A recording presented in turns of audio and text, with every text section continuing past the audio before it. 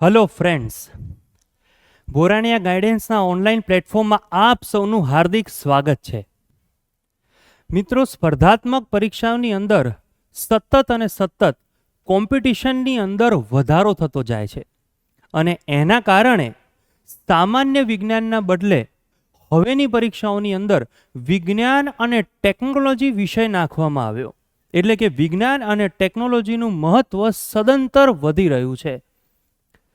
આજના આ સેશનની અંદર બોરાણિયા ગાઈડન્સ અંતર્ગત હું ડૉક્ટર ઋષિ વ્યાસ આપ સૌને વિજ્ઞાન અને ટેકનોલોજી વિષયનું એપ્રોચ કેવી રીતે રાખવો, એટલે કે કેવા પ્રકારના MCQ ક્વેશ્ચન્સ પૂછાય છે, ભવિષ્યની મેન્સની પરીક્ષાની અંદર વિજ્ઞાન અને ટેકનોલોજીના કેવા ક્વેશ્ચન્સ પૂછાય છે, આપણે કેવી રીતે વિજ્ઞાન અને ટેકનોલોજીની એડવાન્સ તૈયારી કરવાની છે. હા, એડવાન્સ શબ્દ મૂકું છું કારણ કે કરંટ અફેર સાથે વિજ્ઞાન અને ટેકનોલોજી હંમેશા પૂછાય છે. એટલે વિજ્ઞાન અને ટેકનોલોજી નહીં, એડવાન્સ વિજ્ઞાન અને ટેકનોલોજીની કેવી રીતે આપણે તૈયારી કરવાના છે એનું સેશન હું આજે તમારી સમક્ષ મૂકી રહ્યો છું. તો વિજ્ઞાન અને ટેકનોલોજીનો સૌથી પહેલાં આપણે એક અભ્યાસક્રમ જોવો પડે. સિલેબસ કયા ટોપિક્સ વિજ્ઞાન અને ટેકનોલોજીની અંતર્ગત ઇન્ક્લુડ કર્યા છે. અહીંયા આપણે ક્લાસ 1-2 પરીક્ષાનો વિજ્ઞાન અને ટેકનોલોજીનો સિલેબસ જોઈ રહ્યા છે. લગભગ બધી જ પરીક્ષાઓની અંદર આ જ સિલેબસ ફોલો કરવામાં આવે છે. આજકાલ કોઈ પણ ક્લાસ 3ની પરીક્ષાની અંદર વિજ્ઞાન અને ટેકનોલોજી હોય તો એની અંદર પણ સેમ આ સિલેબસ જે છે એ મૂકવામાં આવે છે. હવે આટલો લાંબો જે સિલેબસ જે છે એ વાંચવો અઘરો પડે અત્યારે, એટલા માટે શોર્ટની અંદર મેં આ બધા ટોપિક્સ જે છે એ મૂકેલા છે અહીંયા. કે જે પહેલો ટોપિક જે આપેલો છે કે વિજ્ઞાન અને ટેકનોલોજી જે છે એ સમાજ માટે કેવી રીતે કાર્યરત થઈ શકે છે, વિજ્ઞાન અને ટેકનોલોજી સમાજ માટે કેવી રીતે મદદરૂપ થઈ શકે છે, એના અંતર્ગત જે પહેલો જે સિલેબસનો ટોપિક છે એ છે સ્પેસ ટેકનોલોજી, એટલે કે અવકાશ વિજ્ઞાન. અને છેલ્લી પરીક્ષાઓની અંદર છેલ્લા 5 વર્ષથી સતત ઈસરોના પ્રોજેક્ટ્સ, ઈસરો સાથે સંકળાયેલા મેન્સના ક્વેશ્ચનો, ઈસરોના ભવિષ્યના અભિયાનો વગેરે ક્વેશ્ચનો આવ્યા કરે છે. ભારત જે છે એનો સ્પેસ કાર્યક્રમ, ભારતનો અવકાશીય કાર્યક્રમ, ભારત જે છે એના વિવિધ rockets, SLV rockets, ASLV rockets, PSLVનો ક્વેશ્ચન લાસ્ટ ક્લાસ 1-2ની અંદર પૂછાયો હતો. GSLV રોકેટ, GSLV માર્ક 3 જે છે એના વિશે માહિતી આપો. કૃત્રિમ ઉપગ્રહો કોને કહેવામાં આવે છે, ખ્યાલ આવે છે? અને ઉપગ્રહો જે છે એના અંતર્ગત ધ્રુવીય ઉપગ્રહો અને ભૂસ્થિર ઉપગ્રહો જે છે એના વચ્ચેનો તફાવત MCQની અંદર અને મેન્સની અંદર સૌથી વધારે ઇમ્પોર્ટન્ટ જે છે આપણા માટે હોય છે. અને આના સિવાય જોવા જઈએ તો ઈસરો અથવા તો ભારત સિવાયના વિદેશી કોઈ પણ અવકાશીય અભિયાનો થયા હોય, સ્પેસએક્સ દ્વારા થયા હોય, નાસા દ્વારા થયા હોય, ચીન દ્વારા થયા હોય, યુરોપિયન સ્પેસ એજન્સી દ્વારા થયા હોય, તો એ પણ આપણને એક્ઝામની અંદર પૂછાય છે. તો પહેલો મહત્વપૂર્ણ ટોપિક જે આપણા માટે છે એ છે આ સ્પેસ ટેકનોલોજી. ત્યારબાદ જોવા જઈએ તો ન્યુક્લિયર ટેકનોલોજી, પરમાણુ વિજ્ઞાનની અંદરથી ક્વેશ્ચન પૂછાય છે. કલ્પક્કમ જે છે એના અંતર્ગત ફાસ્ટ બ્રીડર રિએક્ટર જે છે એનું લોન્ચિંગ તાજેતરની અંદર કરવામાં આવ્યું. કુડાનકુલમ જે છે, કલ્પક્કમ છે, સતત નરોરા પાવર પ્લાન્ટ જે છે આ બધા ન્યૂઝની અંદર હોય છે. ભારતની પરમાણુ કેપેસિટી જે છે, આ પરમાણુ જે છે એ પરમાણુ ઉર્જાની જરૂરિયાત જે છે કઈ છે, પરમાણુ ઉર્જા જે છે એના સિગ્નિફિકન્સ, એનું મહત્વ શું છે, પરમાણુ ઉર્જામાં રહેલા ચેલેન્જીસ કયા છે, બરાબર છે. NPT છે, CTBT છે, પાર્શિયલ ટેસ્ટ બેન ટ્રીટી છે, આના સિવાય NSG છે. ભારત ઓસ્ટ્રેલિયા ગ્રુપની અંદર સદસ્ય છે તો કેમ છે? વાસેનાર એગ્રીમેન્ટ સાથે ભારત જોડાયેલું છે તો કેમ જોડાયેલું છે? કેમ ભારતે હજી સુધી NPT નોન પ્રોલિફરેશન ટ્રીટીની અંદર સહી નથી કરી? તો પ્રિલિમની અંદર તો સતત ક્વેશ્ચનો પૂછાયા જ છે. એની સાથે મેન્સની અંદર પણ આપણને સતત ન્યુક્લિયર ટેકનોલોજીના ક્વેશ્ચનો જે છે એ પૂછાયા કરે છે. પરમાણુ સાથે સંકળાયેલા બેઝિક કોન્સેપ્ટ જે છે, ન્યુક્લિયર ફ્યુઝન કોને કહેવાય છે, ન્યુક્લિયર ફિઝન કોને કહેવામાં આવે છે, ભવિષ્યની અંદર કઈ જગ્યાએ આપણે નવા ન્યુક્લિયર પ્લાન્ટ જે છે એ સ્થાપિત કરવાના છીએ વગેરે ક્વેશ્ચનો જે છે એ પૂછાય છે. કરંટની અંદર કોઈ ન્યુક્લિયર સાથે સંકળાયેલી કોઈ કોન્ફરન્સ થઈ હોય તો એ કોન્ફરન્સમાંથી ક્વેશ્ચનો જે છે આપણને પૂછાયા કરે છે. તો સ્પેસ ટેકનોલોજી બાદ બીજું મહત્વપૂર્ણ કોઈ ચેપ્ટર આપણા માટે હોય તો એ કયું છે? પરમાણુ વિજ્ઞાન અથવા તો ન્યુક્લિયર ટેકનોલોજી. ત્યારબાદ જોવા જઈએ તો મોસ્ટ ઇમ્પોર્ટન્ટ અત્યારે સૌથી હાઈએસ્ટ સમાચાર પત્રોની અંદર જો આપણને જોવા મળતો હોય ટોપિક તો એનું નામ છે બાયોટેકનોલોજી. બેઝિક્સ તો પૂછાય જ છે, ડીએનએ છે, આરએનએ છે, ક્લોનિંગ છે, આ બધું તો પૂછાય જ છે. પણ જૈવ ઈંધણનો ક્વેશ્ચન હમણાં તાજેતરમાં 3 પરીક્ષાઓની અંદર આપણને જોવા મળ્યો હતો. બાયોડીઝલ સાથે સંકળાયેલા ક્વેશ્ચનો આવ્યા હતા, સીએનજી સાથે સંકળાયેલા ક્વેશ્ચન આવે છે, પીએનજી સાથે સંકળાયેલા ક્વેશ્ચન આવે છે, ગોબર ગેસ સાથે સંકળાયેલા ક્વેશ્ચન આવે છે. બાયોટેકનોલોજીની કયા કયા ક્ષેત્રોમાં અથવા એને બાયોટેકનોલોજીની એપ્લિકેશન્સ કઈ છે, બાયોટેકનોલોજીનું સિગ્નિફિકન્સ શું છે, બાયોટેકનોલોજી સાથે જોડાયેલા ચેલેન્જીસ કયા છે, હેલ્થ સેક્ટરની અંદર બાયોટેકનોલોજી આપણને કેવી રીતે ઉપયોગી થઈ શકે છે, ડિફેન્સ સેક્ટરની અંદર બાયોટેકનોલોજી આપણને કેવી રીતે ઉપયોગી થઈ શકે છે, વગેરે વગેરે ક્વેશ્ચનો જે છે પ્રિલિમ અને મેઇન્સ બંનેની અંદર આપણને સતત પૂછાતા હોય છે. બાયોટેકનોલોજીની અંદર જોવા જઈએ તો એક ગોલ્ડન રાઇસ કરંટ અફેરની અંદર આવ્યું હતું અને આ ગોલ્ડન રાઇસ જે છે એ સતત 1.5 વર્ષ સુધી જુદી જુદી પરીક્ષાઓની અંદર પૂછાયું હતું. જીનેટિકલી મોડિફાઈડ જેટલા પણ વનસ્પતિ હોય એના સાથે સંકળાયેલું બીટી કપાસ, બીટી જે છે એનું પૂરું નામ બેસિલસ થોરેન્જેટિસ, આ પૂરા નામ જે છે એ પણ આપણને લાસ્ટ જીપીએસસી ક્લાસ 1-2ની પરીક્ષાની અંદર જોવા મળ્યું હતું. તો સ્પેસ ટેકનોલોજી, ન્યુક્લિયર ટેકનોલોજી, ત્યારબાદ મહત્વપૂર્ણ જો આપણા માટે ટોપિક હોય તો એ કયું છે? બાયોટેકનોલોજી છે. ડિફેન્સ ટેકનોલોજી, રક્ષા સાથે સંકળાયેલા ક્વેશ્ચનો સતત એની અંદર પણ મિસાઇલનું ચેપ્ટર, ડિફેન્સ અથવા રક્ષા અંતર્ગત મિસાઇલનું ચેપ્ટર આપણા માટે બહુ જ ઇમ્પોર્ટન્ટ છે. મિશન દિવ્યાસ્ત્ર જે છે તાજેતરમાં ભારત સરકાર અથવા તો DRDO દ્વારા લોન્ચ કરવામાં આવ્યું હતું, બરાબર. MIRV ટેકનોલોજી એના અંતર્ગત છે. બ્રહ્મોસ મિસાઇલનું સતત પરીક્ષણ થતું હોય છે. પૃથ્વી અગ્નિ પ્રાઇમ મિસાઇલ જે છે એનું પરીક્ષણ સતત થાય. ક્વાર્સમ મિસાઇલ જે છે સતત એનું પરીક્ષણ થાય. નાગ એન્ટી ટેન્ક ગાઇડેડ મિસાઇલનું સતત પરીક્ષણ થયા કરે છે અને એના સાથે સંકળાયેલા ક્વેશ્ચનો આવે. નવી કોઈ મિસાઇલ આવી હોય એના ક્વેશ્ચનો આવે છે. બેઝિક મિસાઇલ સાથે કોન્સેપ્ટ જે જોડાયેલા છે એ પૂછાય છે.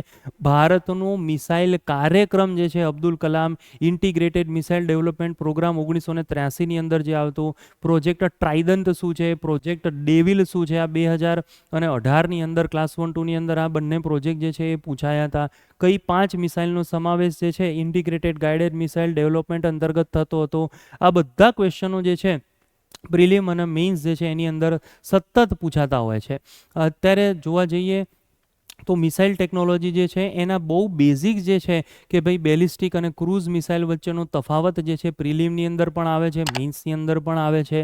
બેલિસ્ટિક મિસાઇલ જે છે એની રેન્જના આધારે જે ભાગ પડે છે, short range ballistic missile, medium range ballistic missile, intercontinental range ballistic missile, એના કેટલા કિલોમીટરના એના ભાગ પડે છે એ પરીક્ષાની અંદર પૂછાય. ક્રૂઝ મિસાઇલ જે છે, ફાયર એન્ડ ફોરગેટ વાળી જેટલી પણ ક્રૂઝ મિસાઇલો જે છે, બ્રહ્મોસ મિસાઇલ તો સતત ચર્ચામાં હોય, એના ક્વેશ્ચનો પૂછાય છે.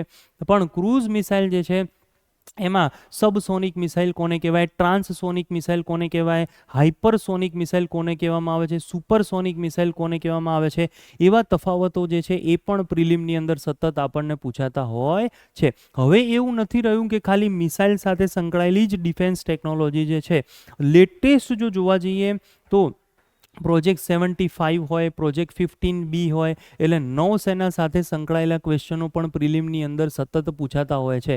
કદાચ INS પોરબંદર કે INS સુરત જે છે એ તાજેતરની અંદર જૂની હમણાં 2-4 વર્ષ પહેલાંની પરીક્ષાઓની અંદર આપણને જોવા મળ્યા હતા. INS અરિહંત જે છે, INS વિશાખાપટ્ટનમ જે છે એની અંદરથી આપણને ક્વેશ્ચન જોવા મળ્યા હતા. ઇવન કોઈ ઇન્ડિયન કોસ્ટગાર્ડ સાથે સંકળાયેલું કોઈ કોસ્ટલ શિપ જે છે એનું લોન્ચિંગ કરવામાં આવે, કોઈ સબમરીનનું લોન્ચિંગ કરવામાં આવે તો એના પણ સતત ક્વેશ્ચનો આપણને પૂછાયા કરે છે. ટોર્પિડો જે છે એ કોઈ નવું આવ્યું હોય, સ્વદેશી ટોર્પિડો આવ્યું હોય, એમાંથી ક્વેશ્ચન પૂછાય. અને ડિફેન્સની અંતર્ગત અત્યારે પ્રિલિમ અને મેઇન્સ માટે સૌથી ઇમ્પોર્ટન્ટ જો કોઈ ટોપિક હોય તો એ છે ડ્રોન ટેકનોલોજી. ડ્રોન જે છે એની કેટેગરી ભારત સરકાર દ્વારા આવી છે. માઇક્રો ડ્રોન કોને કહેવામાં આવે છે, સ્મોલ મીડિયમ ડ્રોન કોને કહેવામાં આવે છે, ડ્રોન માટેના નીતિ નિયમો કયા છે, કઈ જગ્યાએ કેટલી હાઇટના ડ્રોન આપણે ઉડાવી શકીએ, તો એ ડ્રોનનું રજિસ્ટ્રેશન કેવી રીતનું થતું હોય છે, એ બધા ક્વેશ્ચનો, ડ્રોનના એપ્લિકેશન્સ કઈ કઈ જગ્યાએ છે, બરાબર. ડ્રોન દ્વારા પ્રવાહી યુરિયા ખાતર જે છે એનો છંટકાવ ઘણી બધી જગ્યાએ થયો. ડ્રોન દીદી યોજના જે છે સરકારની આવેલી છે, તો ડ્રોનના એપ્લિકેશન્સ કઈ કઈ જગ્યાએ છે. પોલીસ વિભાગ દ્વારા સર્વેલન્સ માટે કોરોના કાળની અંતર્ગત ડ્રોનનો ઉપયોગ કરવામાં આવ્યો હતો. કઈ કઈ જગ્યાએ ડ્રોનના એપ્લિકેશન છે. ડિફેન્સની અંદર ડ્રોન ટેકનોલોજી જે છે કઈ કઈ જગ્યાએ ઉપયોગમાં આપણને લેવાય છે. ઇવન આપણે જોવા જઈએ અવકાશ વિજ્ઞાનની અંદર પણ યુએસએ દેશ દ્વારા ડ્રોન જે છે અવકાશીય ડ્રોનોનો ઉપયોગ જે છે તાજેતરની અંદર ચાલુ કર્યો છે યુએસ અને રશિયા દેશે. તો આ બધા એપ્લિકેશન્સ જે છે એ આપણને પૂછાય. તો ડિફેન્સ અંતર્ગત ઘણું બધું આવે છે. અપાચે હેલિકોપ્ટર, વિદેશથી કઈ કઈ ટેકનોલોજી આપણે લઈએ છીએ, રક્ષાની અંદર એફડીઆઈ કેટલી હોય છે, આ બધા ક્વેશ્ચનો જે છે પ્રિલિમ અને મેઇન્સ પરીક્ષાની અંદર આપણને પૂછાતા હોય છે. ત્યારબાદ મહત્વપૂર્ણ ચેપ્ટર જો આપણા માટે કોઈ હોય તો ઉર્જા અથવા તો એનર્જી જે છે એ ચેપ્ટર છે. પેટ્રોલિયમ જે છે એનું સતત એના ઉપર ભારણ જે છે ભારતનું વધે. પેટ્રોલિયમ આપણે અન્ય દેશો જે છે એના પાસેથી આપણે આયાત કરવું પડે. ભારતની તિજોરી ઉપર એનો મોટો ફરક પડે. આના સિવાય પોલ્યુશન, ક્લાઇમેટ ચેન્જ બહુ જ મોટી સમસ્યા છે. નેટ ઝીરો ઉપલબ્ધતા આપણે 2070 સુધીમાં ભારત સરકાર જે છે એના માટે કટિબદ્ધ છે. યુએનએફસીસીસી જે છે એ આના સિવાય જેટલા પણ આંતરરાષ્ટ્રીય કરારો છે, ઇવન પેરિસ એગ્રીમેન્ટ હોય, જુદા જુદા એગ્રીમેન્ટ છે, એ એગ્રીમેન્ટ અંતર્ગત જો ભારત આવતું હોય તો સતત ક્લાઇમેટ ચેન્જ જે છે એની સામે લડવા માટે ભારત જે છે એ જુદા જુદા પુનઃપ્રાપ્ય ઉર્જાના સ્ત્રોત જે છે એનું ડેવલપમેન્ટ કરે છે. ઇલેક્ટ્રિક વ્હીકલ્સ, ફેમ ઇન્ડિયા 2 યોજના, સોલાર જે છે એની સાથે સંકળાયેલા ક્વેશ્ચનો, બરાબર. કુસુમ યોજના, કિસાન ઉર્જા સુરક્ષા એવં ઉત્થાન યોજના જે છે એ આપણને ડીવાયએસઓની અંદર જોવા મળી હતી, એસટીઆઈની અંદર જોવા મળી હતી, અને બહુ પહેલાં ક્લાસ 1-2ની અંદર પણ આપણને પૂછાઈ હતી. ઇવન મેઇન્સની અંદર, મેઇન્સ પરીક્ષાની અંદર જે ઇમેજમાંથી આપણે લખાણ કરવાનું હોય છે, 10 માર્કનો ક્વેશ્ચન હતો ઇંગ્લિશની અંદર, એના અંતર્ગત પણ એક સોલાર પંપ હતો અને એ સોલાર પંપમાંથી આપણે એ ઇમેજ ઉપરથી આપણે શું કરવાનું હતું, એનું એક્સપ્લેનેશન આપવાનું હતું. એટલે મેઇન્સની અંદર પણ આ એનર્જીમાંથી ક્વેશ્ચન જે છે એ પૂછાયો હતો. તો સોલાર જેટલી પણ સરકારની જે યોજનાઓ જે છે, બરાબર, સૌર ઉર્જાને પ્રમોટ કરવા માટે, પવન ઉર્જા જે છે એને પ્રમોટ કરવા માટે, ભૂતાપીય ઉર્જાને પ્રમોટ કરવા માટે, સમુદ્રી ઉર્જા જે છે એને પ્રમોટ કરવા માટે સરકાર દ્વારા કયા કયા પ્રયત્નો કરવામાં આવે છે. ઇવન મિથેનનું જે ડેવલપમેન્ટ કરવામાં આવે છે, સીએનજી, એલપીજી, આના ઉર્જા અંતર્ગત પણ એ આવે. કોલસાની અંદરથી ક્વેશ્ચનો આપણને પૂછાય. ઉર્જાની અંદર પેટ્રોલિયમ સાથે સંકળાયેલા ક્વેશ્ચનો આપણને પૂછાય. ઘણી બધી તાજેતરની યુપીએસસીની પરીક્ષાની અંદર પેટ્રોલિયમ રિઝર્વ્સ જે છે કઈ કઈ જગ્યાએ છે, મેંગ્લોર હોય, વિશાખાપટ્ટનમ હોય, ભારત પાસે કેટલું પેટ્રોલિયમ રિઝર્વ જે છે, કેટલું સ્ટ્રેટેજિક પેટ્રોલિયમ આપણા જોડે પડી રહેલું છે, એનો ડેટા એક્ઝામની અંદર પૂછાય, બરાબર. અને પુનઃપ્રાપ્ય ઉર્જા જે છે મેઇન્સ માટે તો સૌથી બેસ્ટ ક્વેશ્ચન છે. આજે આપણે એક મેઇન્સ ક્વેશ્ચન જે છે એને આ ઝલક લઈશું કે કેવા પ્રકારના મેઇન્સના ક્વેશ્ચનો આપણને પૂછી શકે છે. તો આ એનર્જીમાંથી ક્વેશ્ચન. આના સિવાય જો જોવા જઈએ તો લેટેસ્ટ ટેકનોલોજીસની જો આપણે વાત કરીએ કે ભાઈ 3D technology, 3D printing technology જો હોય કે ભાઈ બેંગ્લોરની અંદર જોવા જઈએ તો 3D પ્રિન્ટિંગ સાથે જોડાયેલું આખું એક પોસ્ટ ઓફિસ બની. ક્લિયર? અત્યારે ઘણી બધી એવી સંસ્થાઓ છે, પ્રાઇવેટ સંસ્થાઓ છે, જે શું કરે છે, 3D પ્રિન્ટિંગ ટેકનોલોજીની મદદથી વિવિધ ગુડ્સ જે છે, ચીજ વસ્તુઓનું નિર્માણ અત્યારે કરે છે. આના સિવાય જો જોવા જઈએ તો આપણા જોડે આવે છે બહુ સરસ લેટેસ્ટ ટેકનોલોજી અંતર્ગત જેની અંદરથી સતત ક્વેશ્ચનો પૂછાય છે, અને એ કઈ છે ભાઈ, નેનો ટેકનોલોજીની અંદરથી આપણને ક્વેશ્ચન પૂછાય. આના સિવાય જોવા જઈએ તો રોબોટિક્સ જે છે એની અંતર્ગત આપણને ક્વેશ્ચનો પૂછાય. એના સિવાય જોવા જઈએ તો આર્ટિફિશિયલ ઇન્ટેલિજન્સ જે છે એનું એપ્લિકેશન, આર્ટિફિશિયલ ઇન્ટેલિજન્સની અંદર રહેલા ચેલેન્જીસ કયા કયા છે મેઇન્સની અંદર, એના ક્વેશ્ચન પૂછાય. આર્ટિફિશિયલ ઇન્ટેલિજન્સ જે છે એને પ્રમોટ કરવા માટે ભારત દ્વારા કયા કયા પ્રયત્નો કરવામાં આવે છે એના ક્વેશ્ચનો પૂછાય. તો વગેરે વગેરે લેટેસ્ટ ટેકનોલોજી જેટલી પણ કરંટ અફેરની અંદર હોય એ બધી કરંટની ટેકનોલોજી જે છે એ આપણને એક્ઝામમાં પૂછાય છે. અને એટલા માટે જ અહીંયા લખ્યું છે કે સાયન્સ એન્ડ ટેકનોલોજી જે છે એનો મુખ્ય આધાર કરંટ અફેર છે. સાયન્સ એન્ડ ટેકનોલોજીની અંદર બેઝિક કોન્સેપ્ટ આની સાથે જોડાયેલા, ટોપિક સાથે જોડાયેલા એ તો ભણવાના હોય જ છે, પણ સાથે સાથે કરંટની અંદર જો આપણે અપડેટ રહીએ તો બધા વિદ્યાર્થીઓ કરતાં સારા માર્ક આપણા એમસીક્યુની અંદર આવે અને સારા માર્ક આપણા મેઇન્સની અંદર આવે. અને એટલા માટે જ અહીંયા લખ્યું છે કે ભાઈ ટેકનોલોજીનું કંઈ નક્કી નહીં, લેટેસ્ટ ટેકનોલોજી રોજ બરોજની અંદર ટેકનોલોજી બદલાતી રહે.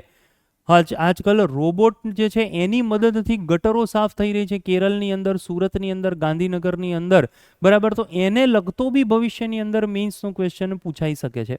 તો ઘણી બધી એવી લેટેસ્ટ ટેકનોલોજી જે છે સતત આપણી સામે આવતી હોય તો કરંટ અફેર જે છે એ આપણે કરવા પડે. અને કરંટ અફેરની અંદરથી આપણને પ્રિલિમ અને મેઇન્સ બંનેની અંદરથી સતત આપણને ક્વેશ્ચનો પૂછાતા હોય. ઉદાહરણ ધારો કે એક લઈએ હજી, તો એ છે ઇલેક્ટ્રિક વ્હીકલ, છે કે નહીં. આના સિવાય જો જોવા જઈએ તો હજી એનાથી પણ જો અપડેટ જઈએ તો શું છે, હાઇડ્રોજન ફ્યુઅલ.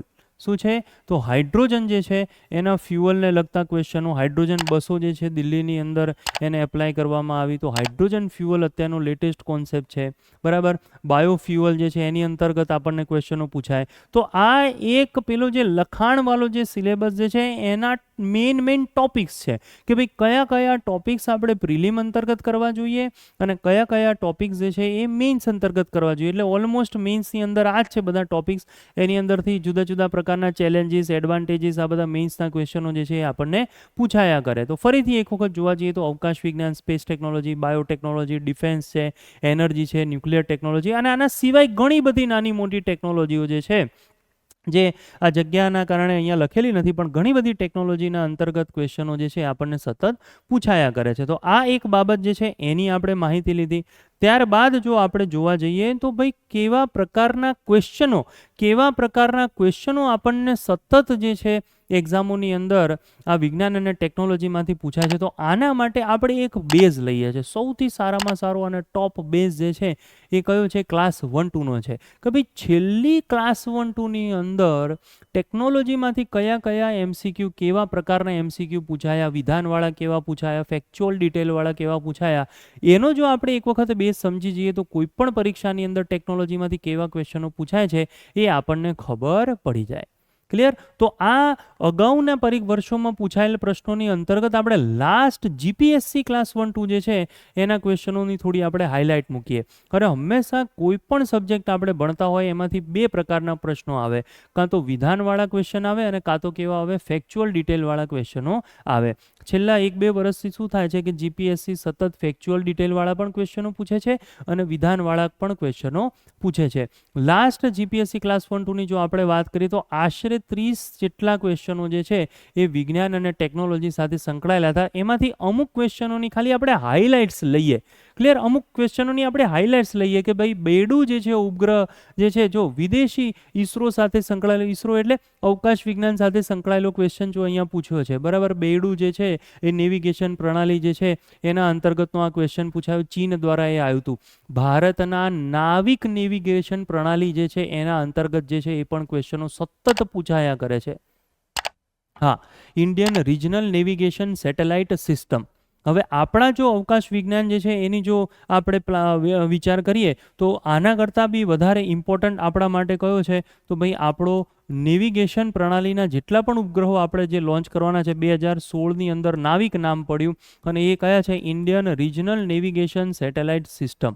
બરાબર. તો નાવિક સંદર્ભે નીચેનામાંથી કઈ બાબતો સાચી છે કે ભાઈ કેટલા પ્રકારના જીઓ સિંક્રોનસ સેટેલાઇટ લોન્ચ થશે, કેટલા પ્રકારના જીઓ સ્ટેશનરી સેટેલાઇટ લોન્ચ થવાના છે, ભારત જે છે એના 1500 કિલોમીટરના ક્ષેત્રફળ સુધી આ નાવિક આપણને કઈ કઈ સુવિધાઓ આપે છે વગેરે વગેરે ક્વેશ્ચનો. તો આ જે ક્વેશ્ચન આપણને દેખાય છે ક્યાંથી પૂછેલો આપણને દેખાય છે, તો ભાઈ અવકાશમાંથી. ટોપિક આપણે જોઈએ, ટોપિક આપણે જોઈએ કે ભાઈ શેમાંથી પૂછ્યો આ ક્વેશ્ચન. તો જુઓ ક્યાંથી પૂછ્યો કહેવાય કે ભાઈ અવકાશ સ્પેસ ટેકનોલોજી માંથી ભારતનો ક્વેશ્ચન નહીં, કયો છે, વિદેશી. સ્પેસએક્સ દ્વારા ફાલ્કોન 9નું કંઈ પરીક્ષણ થયું હોય તો એનો ક્વેશ્ચન જે છે એ પણ આપણને એક્ઝામની અંદર પૂછાઈ શકે છે. હા, માત્ર એવું નથી ભાઈ કે ખાલી ઈસરોના જ ક્વેશ્ચનો આવે છે. આપણા જામે ઉદાહરણ છે, જુઓ કે ભાઈ અન્ય સ્પેસ ટેકનોલોજી રશિયા, યુએસએ, ચાઇનાના દ્વારા કંઈ પરીક્ષણ થયું હોય તો આ ક્વેશ્ચનો આપણને પૂછાય. જો અહીંયા શું લખ્યું છે, ઈસરોનો ક્વેશ્ચન આવ્યો. ખ્યાલ આવે છે કે ભાઈ ચંદ્ર જે છે એના દક્ષિણ ધ્રુવ તરફ, ચંદ્રના અંધકારવાળો જે જગ્યા છે એ તરફ ભારતે જવા માટે, ભારતે પહોંચવા માટે કયા દેશ સાથે, તો જાપાન સાથે, જેક્સા અને એક બે આવનારા પણ એવા પણ અભિયાનો જે છે જે આપણે જાપાન સાથે કરવાના છે. તો જો આ ક્વેશ્ચન કઈ જગ્યાએથી આપણને પૂછ્યો, ઈસરોની અંદરથી ક્વેશ્ચનો પૂછ્યો. આ કેવા ક્વેશ્ચનો ચાલે છે, ભાઈ ફેક્ચ્યુઅલ ડિટેલવાળા ક્વેશ્ચનો ચાલે છે. તો ઈસરો અથવા સ્પેસ ટેકનોલોજીવાળા ક્વેશ્ચનો છે. આ જુઓ તમે LO2 કહી શકીએ આને, અથવા LOX મિથેન તાજેતરમાં સમાચારમાં હતું તો તે કોની સાથે સંબંધિત છે? તો મિથેન વાળો ક્વેશ્ચન આવ્યો, સીએનજી વાળો હોય, એલપીજી વાળો હોય, મિથેન વાળો હોય, પેટ્રોલિયમ વાળો હોય, કોલસા વાળો હોય. ખ્યાલ આવે છે? આ બધા કયામાંથી આવે છે? ઉર્જા સાથે સંકળાયેલા ક્વેશ્ચનો આવે છે. ફોસિલ ફ્યુઅલ અને નોન ફોસિલ ફ્યુઅલ એ બંને જે છે એની અંદરથી આપણને ક્યાંક ને ક્યાંક ક્વેશ્ચનો પૂછાય. તો આ એની સાથે જેવ ડીઝલ વાળો ક્વેશ્ચન છે, આ એની સાથે સંકળાયેલો ક્વેશ્ચન છે. હ્યુમન સ્પેસ ફ્લાઇટ સેન્ટર ઇસરોનું ભાવિ કઈ મિશન કેન્દ્ર કયું છે? તો ફરીથી ક્વેશ્ચન કઈ જગ્યાએથી આવ્યો? તો સ્પેસ ટેકનોલોજીમાંથી આ ક્વેશ્ચન પૂછાયો. આગળનો જે ક્વેશ્ચન છે કઈ જગ્યાથી પૂછાયો હતો? તો ભાઈ આ એનર્જીના ચેપ્ટરમાંથી આવ્યો. 3 ક્વેશ્ચન આપણે ક્યાંથી જોયા? સ્પેસ ટેકનોલોજીમાંથી આપણે જોયા, જે એક્ઝામની અંદર પૂછાયા. ભારત સરકાર દ્વારા ઇઝરાયલ પાસેથી સ્પાઇક મિસાઇલ, તો આ કયો ક્વેશ્ચન આપણે જોયો? તો ભાઈ ડિફેન્સ સાથે સંકળાયેલો ક્વેશ્ચન આપણે જોયો. આપણે ધારો કે યુએસએ જોડેથી અપાચે હેલિકોપ્ટર લીધેલા હોય તો અપાચે હેલિકોપ્ટરના ક્વેશ્ચન આપણને પૂછાય. S-400 ટ્રાયમ્ફ જે મિસાઇલ પ્રણાલી આપણે રશિયા પાસેથી લીધી, તો એ S-400 ટ્રાયમ્ફ સંદર્ભે નીચેનામાંથી કઈ બાબતો સાચી છે? એવા ક્વેશ્ચનો આપણને પૂછાય. રશિયાની મદદથી બ્રહ્મોસ મિસાઇલનું પરીક્ષણ કરેલું હોય લેટેસ્ટ વર્ઝનનું, તો બ્રહ્મોસ મિસાઇલ સંદર્ભે નીચેનામાંથી કઈ બાબતો સાચી છે? આવો આપણને ક્વેશ્ચન પૂછાય. ઇઝરાયલ પાસેથી આપણે ડ્રોન પણ લઈ રહ્યા છે, ઇવન સ્વદેશી ડ્રોન રુસ્તમ સંદર્ભે નીચેનામાંથી કઈ બાબતો સાચી છે? એવા ક્વેશ્ચનો આપણને પૂછાય. તો આ ક્વેશ્ચન મિસાઇલનો છે. જો કયા શેમાંથી પૂછ્યો? ડિફેન્સ ટેકનોલોજીમાંથી પૂછ્યો. તો ક્લાસ 1-2 નો જો અત્યાર સુધીનો અપ્રોચ કેવો છે? તો સ્પેસ ટેકનોલોજીના 2-3 પ્રશ્નો, 3 પ્રશ્નો એ લોકોએ પૂછ્યા. એનર્જીમાંથી એ લોકોએ ક્વેશ્ચન પૂછ્યો. અને હવે તમે જુઓ ક્યાંથી ક્વેશ્ચન પૂછ્યો? ડિફેન્સથી. હવે આ ક્વેશ્ચન તમે જો પરમાણુ સંગઠન, ન્યુક્લિયર ફ્યુઝન અને ન્યુક્લિયર ફિઝન વાળી વાત થઈ, સંલયનની વાત થઈ, પરમાણુમાંથી આ ક્વેશ્ચન પૂછ્યો. તો જુઓ ક્લાસ 1-2 ની ફરીથી વાત કરીએ, બરોબર મગજમાં ઉતારો. તો સ્પેસ ટેકનોલોજીના 3 ક્વેશ્ચનો આવ્યા. આ જુઓ ક્યાંથી આવ્યો? ન્યુક્લિયર ટેકનોલોજીનો ક્વેશ્ચન આવ્યો. પેલો એનર્જી સાથે સંકળાયેલો ક્વેશ્ચન આવ્યો. બરાબર. તો સતત શું થાય છે?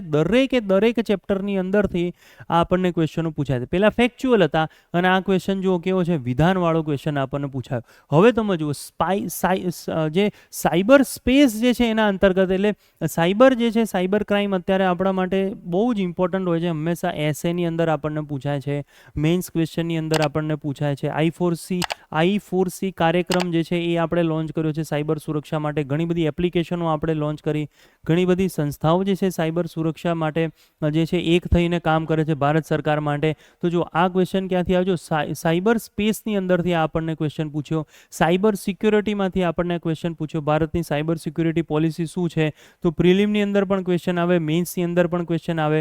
આ કઈ જગ્યાથી પૂછેલો કહેવાય? તો સ્પેસમાં પણ સાયબર આવે છે. અહીંયા લખ્યું છે સાયબર સ્પેસ અંગે નીચેના વિધાનો તપાસો.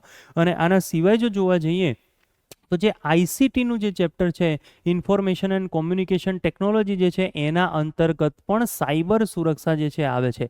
અધર જે ટેકનોલોજીસ છે એના અંતર્ગત પણ ફાઇબર ઓપ્ટિકલ, સાયબર સુરક્ષા, આ વધારાની વાતો જે છે એ અધર ચેપ્ટર્સ જે છે, નાના નાના મિસેલેનિયસ ચેપ્ટર, એના અંતર્ગત પણ આ સાયબર સુરક્ષા જે છે એ આવે છે.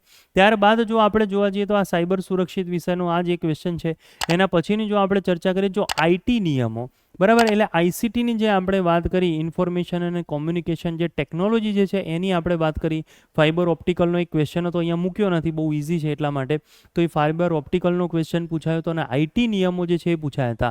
ઇવન ડ્રોન નિયમો જો આવ્યા હોય તો એ પણ આપણને એક્ઝામની અંદર પૂછાય. ઇવન કોઈ ચીપ બોર્ડ સાથે સંકળાયેલા કોઈ નિયમો આવે, કોઈ નવી જગ્યા લિથિયમ આયન બેટરી સાથે સંકળાયેલા કોઈ નિયમો આવ્યા હોય તો એ પણ આપણને એક્ઝામની અંદર પૂછી શકે છે. એટલે ગવર્મેન્ટ દ્વારા આખા વર્ષ દરમિયાન 2 કે 3 આવા સાયન્સ સાથે સંકળાયેલા સંસદની અંદર કોઈ સંશોધનો થયા હોય, કોઈ બદલાવો થયા હોય તો એ પણ આપણને ક્વેશ્ચન જે છે એ એક્ઝામોની અંદર પૂછી શકે છે. તો આવા પ્રકારના બધા ક્વેશ્ચનો અહીંયા નથી લીધા, ઘણા બધા ક્વેશ્ચનો મેં તમને કીધું, આશરે 30 જેટલા ક્વેશ્ચનો જે છે એ આપણને આ 1-2 ની એક્ઝામની અંદર જોવા મળતા. તો આ એક બેઝિક વસ્તુ છે, ખ્યાલ આવે છે? આ એક બેઝિક ક્લાસ 1-2 નો આપણે આધાર લીધો કે ભાઈ ડાયરેક્ટ ક્વેશ્ચનો પણ આવે છે, સીધા વન લાઇનર પણ આવે અને વિધાનવાળા ક્વેશ્ચનો પણ આવે. પણ તમે જુઓ કે દરેક પરીક્ષાની અંદર બધા ચેપ્ટર ઉપર ભાર આપવામાં આવે છે. કોઈ ધારો કે સ્પેસ ટેકનોલોજી ભણીને છોડી દે તો એ ના ચાલે, બધા ચેપ્ટરો ઉપર ભાર આપવો પડે. સ્પેસ ટેકનોલોજી, બાયોટેકનોલોજી, એનર્જી, પરમાણુ વિજ્ઞાન જે છે, નેનો ટેકનોલોજી, ખ્યાલ આવે છે,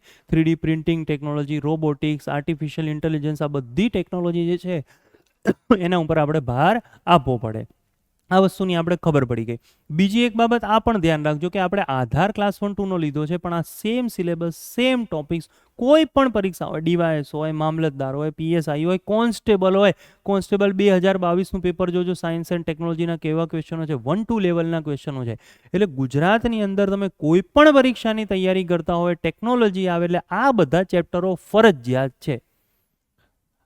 બધા ચેપ્ટરો આ ફરજિયાત છે. આ ચેપ્ટરો તો આપણે કરવા જ પડે, એના સિવાય ટેકનોલોજી આખું તમારું ક્યારેય પૂરું જ ના થાય. ક્લિયર? તો આ જે વાતો થઈ એ કઈ થઈ કે ભાઈ ભવિષ્યની પ્રિલિમ પરીક્ષાઓની વાતો થઈ.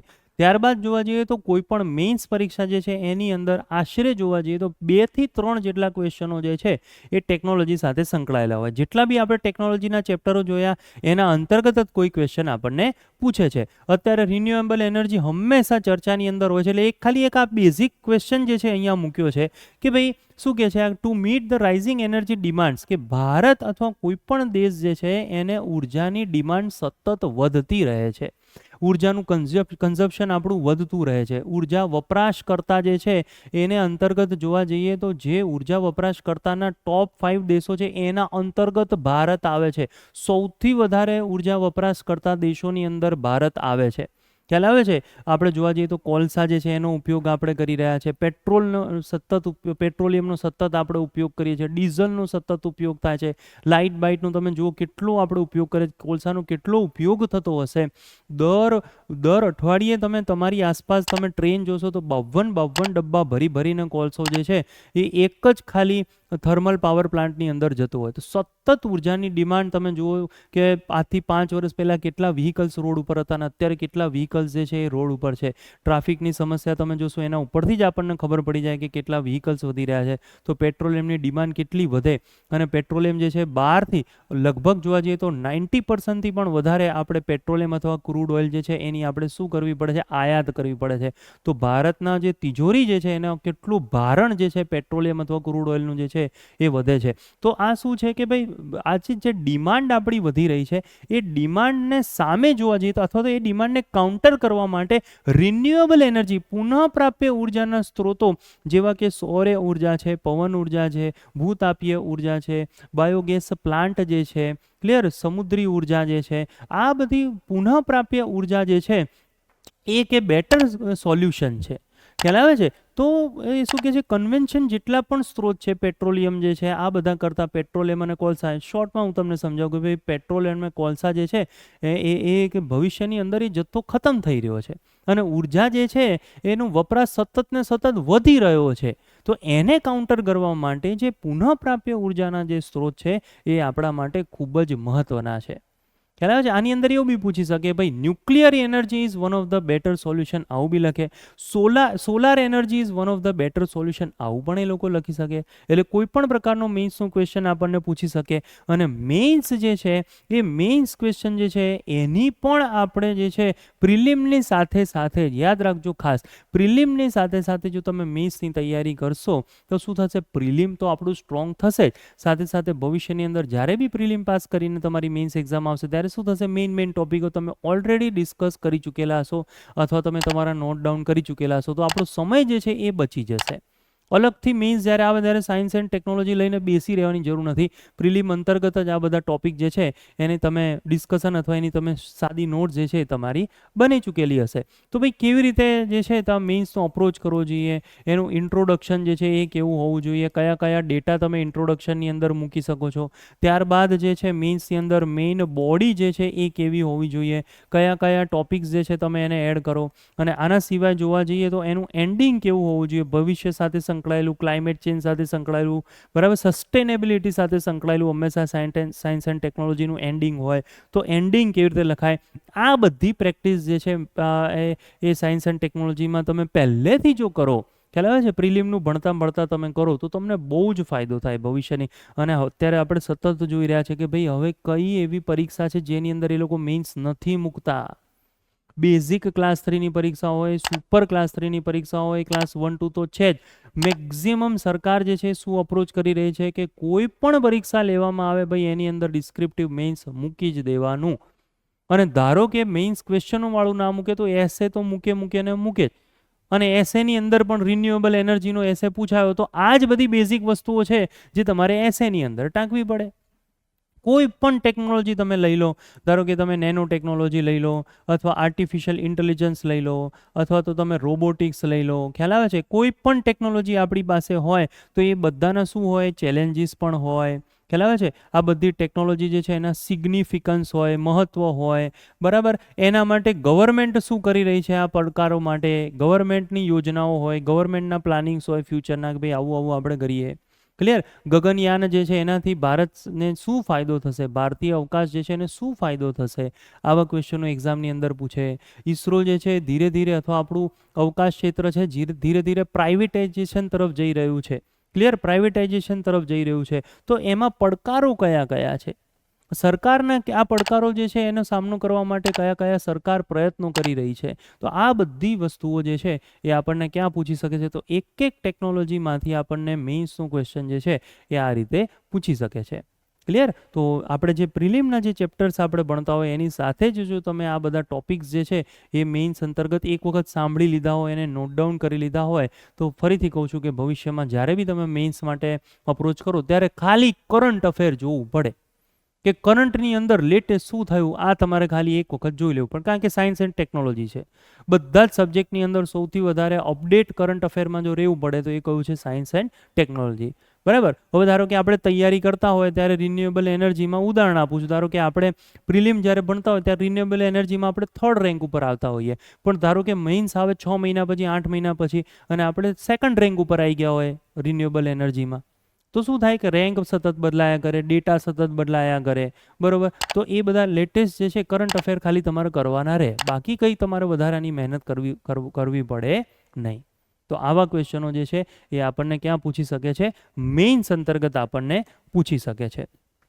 હવે જો આપણે જો એવી ચર્ચા કરીએ કે ભાઈ આપણે કેવી રીતે તૈયારી કરવાના છે, તો ઓલમોસ્ટ તમને સૌને ખ્યાલ આવી જ ગયો હશે કે આપણે શું તૈયારી કરવાના છે. તો સૌથી પહેલાં આપણી તૈયારી પ્રી વત્તા કઈ હશે? મેઇન્સની તૈયારી હશે.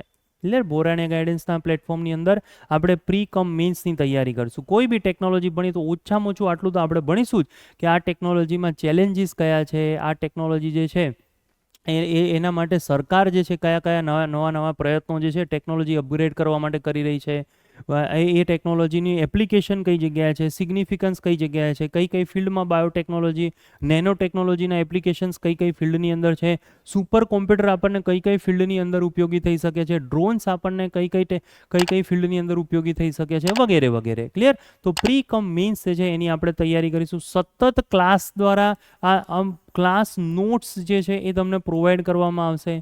MCQ તો છે જ. ફરીથી અહીંયા શેના માટે? ભાઈ મેઇન્સ જે છે એની ક્લાસ નોટ્સ તમારા માટે બહુ જ મહત્ત્વની છે, કારણ કે ક્લાસની અંદર ફેકલ્ટી તમને ભણાવતી હોય તો એ શું કરે? કરંટને અપડેટ કરશે, 2-3 પુસ્તકો જે છે એને અપડેટ કરશે, અને આ બધું અપડેટ કરીને તમને ભણાવવામાં આવશે. ખ્યાલ આવે છે? એટલે આપણા માટે શું છે? ક્લાસ નોટ્સ જે બી અહીંથી તમને પ્રોવાઈડ થાય એ બહુ જ મહત્ત્વની છે. ત્યારબાદ જો જોવા જઈએ, મેં તમને કીધું સાયન્સ એન્ડ ટેકનોલોજીમાં સૌથી વધારે ઇમ્પોર્ટન્ટ આપણા માટે શું બને છે? કરંટ બને છે. ક્લિયર? કરંટ અફેર બને છે. તો અહીંયાથી તો કરંટ અફેર જે છે એનું આયોજન આપણે કરીએ જ છીએ, સતત તમને કરંટ અફેર મળે જ છે. પણ સાથે સાથે કરંટ અફેર માટે બે સોર્સ જે આપણો હોય છે એ કયો હોય છે? કે ભાઈ ન્યૂઝપેપર હોય છે, અથવા તો ઘણા વિદ્યાર્થીઓ જે છે એ કોઈ મંથલી મેગેઝિન જે છે એને ફોલો કરતા હોય છે. તો તમે ન્યૂઝપેપરને ફોલો કરો, મેગેઝિનને ફોલો કરો, સતત કરંટ અફેરના તમે યુટ્યુબની અંદર સેશન્સ કોઈ જોતા હોય તો એ સેશન્સ અંતર્ગત તમે તમારું પોતાનું કરંટ અફેરની નોટ્સ અલગ બનાવતા હોય તો ટેકનોલોજીની અંદર હંમેશા કરંટ અફેર જે છે આપણને બહુ જ ઉપયોગી નીવડતું હોય છે. ખ્યાલ આવે છે? અને ઓલમોસ્ટ જોવા જઈએ તો તમારી મહેનત ઘટાડવા માટે અહીંયા ફેકલ્ટી જે છે તમારા માટે મહેનત કરે છે. તો ઓલમોસ્ટ જોવા જઈએ તો ઘણી બધી વસ્તુ કરંટ અપડેટ સાથે અહીંયાથી ક્લાસની અંદર જ તમને શું થશે? પ્રોવાઈડ કરવામાં આવશે. ક્લિયર? અને પુસ્તકોની જો વાત કરીએ તો સાયન્સ એન્ડ ટેકનોલોજીની અંદર શું છે? સતત અપડેશન થતું હોય છે. એટલે પુસ્તકો જે છે એના કરતાં ટોપિકને તમે સમજી અને કરંટ અફેરની અંદર એ ટેકનોલોજીની અંદર શું ડેવલપમેન્ટ લેટેસ્ટ થયું છે એ તમે જુઓ તો વધારે મજા આવે. કારણ કે પુસ્તક બનેલી હોય કદાચ 1 વર્ષ પહેલાંની, 2 વર્ષ પહેલાંની, તો શું થશે? પુસ્તકો વધારે અપડેટ નહીં થાય. તો બેઝિક કોન્સેપ્ટો એક વખત ભણ્યા પછી એની અંદર જો તમે કરંટ અપ્રોચ જો તમે રાખશો તો મારા ખ્યાલથી MCQ અને મેઇન્સ પરીક્ષાઓની અંદર આપણને વધારે ફાયદો થાય. ક્લિયર? એટલે આ વસ્તુ જે છે એ ટેકનોલોજી અંતર્ગત આપણે ખૂબ જ સમજવાની જરૂર હતી. અને કોઈ પણ પરીક્ષા માટે ફરીથી કહું છું કે આ તમે જેટલી પણ વસ્તુઓ, જેટલી પણ માહિતી તમે લીધી એ કોઈ પણ પરીક્ષાની અંદર તમને એપ્લિકેબલ છે અને જેના અંતર્ગત લખેલું હોય વિજ્ઞાન અને ટેકનોલોજી. ખ્યાલ હોય છે? કોઈ બી પરીક્ષા હોય, સુપર ક્લાસ 3, ક્લાસ 3ની પરીક્ષા હોય, 1, 2ની પરીક્ષા હોય, એના અંતર્ગત જો લખ્યું છે વિજ્ઞાન અને ટેકનોલોજી તો બધાનો અપ્રોચ જે છે એ સેમ છે. અને બહુ સાદી અને સરળ ભાષામાં કહું તો વધારે મહેનત ટેકનોલોજીમાં કરવી જ પડશે અને સમજવું જ પડશે. કોઈ ગમે તે બેકગ્રાઉન્ડથી હોય, કોઈ આર્ટ્સ બેકગ્રાઉન્ડથી હોય, કોમર્સ બેકગ્રાઉન્ડથી હોય, સમજવું જ પડશે ટેકનોલોજી. એવું નથી પાછું સાયન્સ બેકગ્રાઉન્ડથી હોય તો વિજ્ઞાન અને ટેકનોલોજી આવડે જ. આ કોન્સેપ્ટ જે છે કોમ્પિટિટિવ એક્ઝામના પર્સપેક્ટિવથી આપણે સાયન્સ એન્ડ ટેકનોલોજી જે છે એ ભણવાનું છે. ક્લિયર? તો કરવું જ પડશે. અઘરું પડે પણ ક્લાસીસની અંદર સતત તમે અપડેશન લેતા રહેશો તો શું થશે કે આ અઘરી જટિલ પ્રક્રિયા જે છે તમારા માટે શું થઈ જશે? બિલકુલ સરળ થઈ જશે. અહીંયા બોરાયણા ગાઈડન્સની જો તો વાત કરવામાં આવે તો સરસ મજાની આપણી પ્રિલિમ પરીક્ષા માટેની ઉપલબ્ધ પુસ્તકો જે છે એની શ્રેણી આ તમારી સામે છે. ભૂગોળ છે, બંધારણ છે, અર્થતંત્ર છે, બરાબર, ઇતિહાસની પુસ્તક છે. આના સિવાય જો જોવા જઈએ તો વિજ્ઞાન અને ટેકનોલોજી, અર્થશાસ્ત્ર આપણને દેખાય છે. મુખ્ય પરીક્ષા માટે ઉપલબ્ધ પુસ્તકો તમને અવેલેબલ છે. ગુજરાતી મુખ્ય પરીક્ષા માટે, અંગ્રેજી મુખ્ય પરીક્ષા માટે 101 નિબંધ પુસ્તક શ્રેણી આપણી જોડે અવેલેબલ છે. ત્યારબાદ ઇતિહાસ, સંસ્કૃતિ, ભૂગોળનું છે. એટલે આપણે આમ જોવા જઈએ તો GS1, GS2 અને GS3 ક્લિયર ક્લાસ 1, 2ની અંદર જો જોવા મળે તો આ GS1, 2, 3 અને સાથે સાથે જોવા જઈએ તો નિબંધ, ઇંગ્લિશ અને મુખ્ય પરીક્ષા. તો આ બધા જ સબ્જેક્ટ જે છે મેઇન્સની અંતર્ગત જે આવે છે એની પુસ્તકો જે છે આપણા જોડે અવેલેબલ છે. ક્લિયર? આના સિવાય જો જોવા જઈએ તો આ બોરાણિયા ગાઈડન્સ એકેડમી અંતર્ગત ઓફલાઈન બેચ જે છે એ ઓફલાઈન બેચ અંતર્ગત જોવા જઈએ તો વ્યક્તિગત માર્ગદર્શન, આયોજનબદ્ધ તૈયારી કરવામાં આવે છે. ફેકલ્ટી સાથે રૂબરૂ કોઈ પણ ડાઉટ સોલ્વિંગ સેશન્સ જે છે એનું આયોજન કરવામાં આવે છે. જેટલા પણ અત્યાર સુધી એક્ઝામની અંદર પાસ થયેલા વિદ્યાર્થીઓ જે છે બોરાણિયા ગાઈડન્સ અંતર્ગત એ હજી સુધી બોરાણિયા ગાઈડન્સ સાથે સંકળાયેલા છે એ વિદ્યાર્થીઓનું માર્ગદર્શન તો સતત તમને મળે જ છે. અને આ ત્યારબાદ જોવા જઈએ તો ઇન્ડિવિજ્યુઅલ વ્યક્તિગત રીતે તમે જ્યારે એકેડમીની અંતર્ગત જોડાવ ત્યારે કેટલી તૈયારી અત્યાર સુધી તમે કરી, ધારો કે એક મહિનાની અંદર તમે તૈયારી કરી તો પ્રોગ્રેશન કેટલું આવ્યું છે, યાદશક્તિ જે છે એ કેટલી રહે છે આટલું બધું કન્ટેન્ટ વાંચ્યા પછી, મેઇન્સ તમે કેવી રીતે લખો છો. ખ્યાલ આવે છે? દરેક વ્યક્તિની મેઇન્સ લખવાની કળા પાછી અલગ અલગ હોય અને એ બધી કળાઓ જે છે આમ સોળે ખીલેલી જે મોરની કળાઓ જે છે એ બધી ભેગી કરી અને એક્ઝામ જે રીતે માંગે છે એ રીતે પર્સનલી જે છે મેઇન્સમાં કેવી રીતે લખવું, ક્લિયર, પુસ્તકો કેવી રીતે વાંચવી, ન્યૂઝપેપર કેવી રીતે વાંચવું વગેરે વગેરે માટે ઇન્ડિવિજ્યુઅલ અસેસમેન્ટ અને ઇન્ડિવિજ્યુઅલ ડિસ્કશન જે છે એ બોરાણિયા ગાઈડન્સ એકેડમી અંતર્ગત તમને સૌને આપવામાં આવે છે. એટલે જ અહીંયા લખ્યું છે ભીડમાં ભણવાની મજા આવે નહીં. સાદી ભાષામાં કહું તો વ્યક્તિગત રીતે ખૂબ બોરાણિયા ગાઈડન્સ એકેડમી અંતર્ગત જે છે ભાર આપવામાં આવે છે, એ સ્ટડી ઉપર ભાર આપવામાં આવે છે. આ સિવાય જોવા જઈએ તો ઓફલાઈનની સાથે સાથે આપણી GPSC જે છે એની લાઈવ બેચ જે છે એ પણ જે છે શરૂ થાય છે અને એના અંતર્ગત ફાઉન્ડેશન પ્રિલિમ કમ મેઇન્સ, મેં તમને કીધું કે ભાઈ પ્રિલિમની સાથે સાથે જ આપણે મેઇન્સ પરીક્ષા જે છે એની તૈયારી કરીએ છીએ. સેમ એની અંદર મટીરિયલ જે છે એ તમને પ્રોવાઈડ થાય છે. લાઈવ લેક્ચર્સ જે છે એનું રેકોર્ડિંગ તમને મળી જશે. આના સાથે સાથે લાઈવ ફેકલ્ટી સાથે લાઈવ ઇન્ટરેક્શન જે છે એ ફાયદો તમને મળે. આના સિવાય ડાઉટ સોલ્વિંગ સેશન્સ જે છે એનું આપણે અલગથી આયોજન કરીએ છીએ અને સિલેબસ અનુસાર અથવા તો topic by topic pre cum mains જે છે એ ડિટેલની અંદર, ફરીથી કહું છું અઘરું પડશે ભણવાનું કારણ કે આપણે ડિટેલમાં ભણીએ છીએ. ખ્યાલ આવે છે? ડિટેલની અંદર જ આપણે ભણીએ છીએ અને કરંટ અપડેટ સાથે જ આપણે ભણીએ છીએ. ક્લિયર? તો આ 400 કલાકોના લેક્ચર્સ અને 200+ ટેસ્ટ જે છે એનું આયોજન ખાસ આ GPSC લાઈવ બેચ અંતર્ગત કરવામાં આવેલું છે અને 10 બુક સેટ જે છે કુરિયર દ્વારા ફ્રી જે છે તમને પ્રોવાઈડ કરવામાં આવે છે. ક્લિયર? આના સિવાય મોસ્ટ IMP બાબત એ છે કે કોઈ પણ વિદ્યાર્થી જે છે એ બોરાણિયા ગાઈડન્સ અંતર્ગત જોડાવા માંગતા હોય તો અહીંયા રૂબરૂ સંસ્થા જે છે એના ઉપર પણ તમે આવી શકો છો. કોઈ પણ જો તમને ડાઉટ હોય તો સંસ્થા જે છે એનો તાત્કાલિક રીતે તમે કોન્ટેક્ટ કરી અને સંસ્થાની રૂબરૂ મુલાકાત કરી શકો છો. ફોન દ્વારા પણ તમારા ડાઉટ જે છે એ તમે સોલ્વ કરી શકો છો. ક્લિયર? તો ઓફલાઈન બેચ અને લાઈવ બેચ જે છે એના અંતર્ગત આપ સૌનું હંમેશા બોરાણિયા ગાઈડન્સ એકેડમી જે છે એમાં સ્વાગત રહેશે. અને એપ્લિકેશન ડાઉનલોડ કરવા માટે જે વિડીયો તમે જોઈ રહ્યા છો, આ વિડીયોની નીચે જે છે એ તમને એની માહિતી જે છે એ મળી રહેશે. ક્લિયર? એની લિંક જે છે એ નીચે આપેલી છે.